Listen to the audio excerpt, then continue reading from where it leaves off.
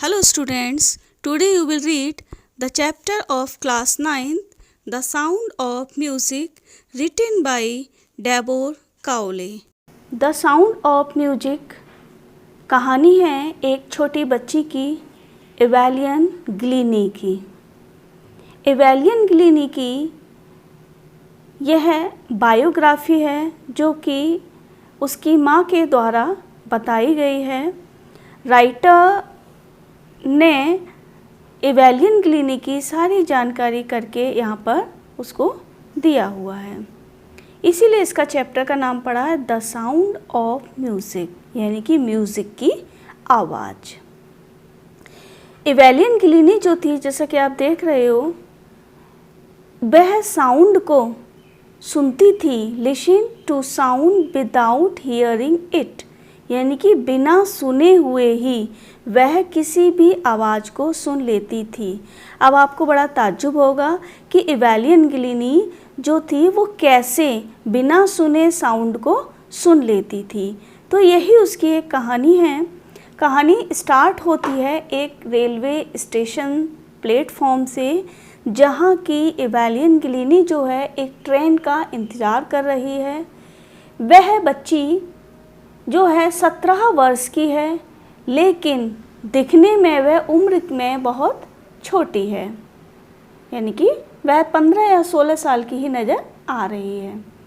वह बहुत बेचैन है, लेकिन आती हुई ट्रेन को वह महसूस कर सकती है।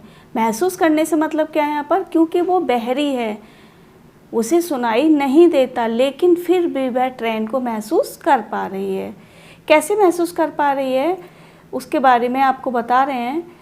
जो उसके कमर के ऊपर का और नीचे का हिस्सा है, उससे वह किसी भी आवाज़ को पहचान लेती है। तो इस समय वह म्यूज़िक एकेडमी में चुन ली गई है और वह लंदन के प्रतिष्ठित रॉयल एकेडमी में आज उसका पहला दिन है, इसलिए वह थोड़ी बेचैन थी। और एक बच्ची जो स्कॉटलैंड के फॉर्म से आई हुई है, यानी कि छोटी सी जगह से आई हुई है, और अब कहाँ जा रही है, वो लंदन के प्रतिष्ठित रॉयल में जा रही है, तो वह इस वजह से भी थोड़ी बेचैन है। और दूसरी बात, अन्यों के मुकाबले, यानी कि दूसरे और म्यूजिशियंस के मुकाबले उसके लिए यह एक बड़ी चुनौती भी थी। चुनौती क्यों थी? क्योंकि वह पूरी तरीके से बहरी थी। बाद बाकी म्यूजिशियंस जो होते हैं वो बहरे नहीं होते हैं, इसलिए उसके लिए यह चुनौती का विषय था। माँ ने बताया कि एवेलियन ग्लीनी की शक्ति धीरे धीरे कम होती जा रही थी। उसकी माँ को आज भी याद था कि जब वह 8 वर्ष की आयु में थी, तो एक बार एवेलिन पियानो बजाने के लिए प्रतीक्षा कर रही थी, तो उस समय कुछ चीज़ गलत नज़र आई। इसाबेल ग्लीनी जो कि उसकी माँ हैं, उन्होंने बताया कि जब उन्होंने उसका नाम पुकारा तो वह नहीं उठी। मैंने तुरंत महसूस किया कि उसने सुना नहीं है। मैंने मतलब माँ कह रही है कि मैंने तुरंत महसूस किया। एवेलिन बहुत दिनों तक अपने मित्रों और शिक्षकों से अपना गहराता हुआ बहरापन छिपाने में तो सफल रही, लेकिन जब वह 11 वर्ष की हुई तो उसके अंकों में गिरावट आने लगी थी। तो उसकी प्रिंसिपल ने उसके पेरेंट्स पर, यानी कि एवेलिन ग्लीनी के पेरेंट्स पर दबाव डाला। उन्हें बताया कि उसको किसी एक्सपर्ट डॉक्टर को दिखाया जाए, और तब यह पता चला कि उसकी नसों में लगातार कमजोरी आने के कारण उसकी सुनने की शक्ति बुरी तरह से प्रभावित हो गई है। अब उनको सलाह दी गई कि उसके कानों में सुनने का यंत्र लगा दिया जाए और उसको बहरों के स्कूल में भेज दिया जाए। अब एवेलिन ने जब यह जाना तो अचानक ही उसे सब कुछ अंधकारपूर्ण प्रतीत होने लगा था, लेकिन एवेलिन हार मानने वाली नहीं थी। वह सामान्य जीवन बिताने के लिए दृढ़ संकल्पित थी। एक दिन उसने एक लड़की को जाइलोफोन बजाते हुए देखा और उसे बजाने का निश्चय किया। अधिकांश टीचर्स ने उसे हतोत्साहित भी किया, पर क्योंकि उसने अपने अंदर एक प्रतिज्ञा कर ली थी कि मुझे कुछ ना कुछ अवश्य ही करना है, उसके म्यूजिक में बहुत शौक़ था। एक दिन एक ढोल वादक रॉन फॉप्स ने उसकी क्षमता को भांप लिया। उन्होंने 2 ढोल भिन्न भिन्न स्वरों पर बजाने शुरू किए।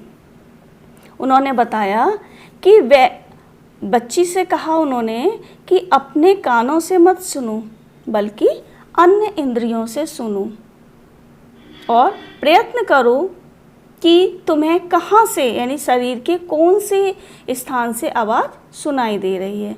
तो एवेलियन ने उन्हें बताया कि उसे ऊंचे ढोल की आवाज़ कमर से ऊपर की तरफ से सुनने में आ रही है, और जो छोटा ढोल है उससे कमर से नीचे की तरफ उसे सुनाई दे रही है।